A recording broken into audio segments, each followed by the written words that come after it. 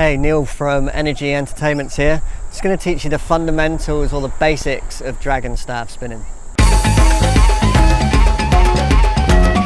You're going to put it into the crest of your elbow and you're just going to roll it down.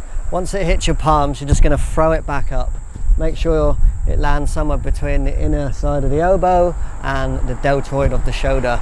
So just throw it up like this and flick it up and try and get a smooth motion rolling down and flicking back up.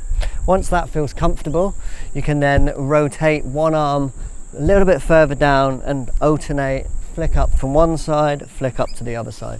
What's happening is the dragon staff is going down at an angle.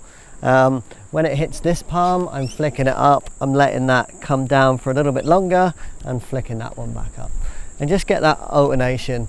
The best thing to do is to move the body with it. You see as I'm coming one side and the other side, and then try and get that as smooth as possible. Thanks for watching. There's lots of videos on their way. If you want to see more, please subscribe and we'll stick up more content for you. Thanks a lot for watching.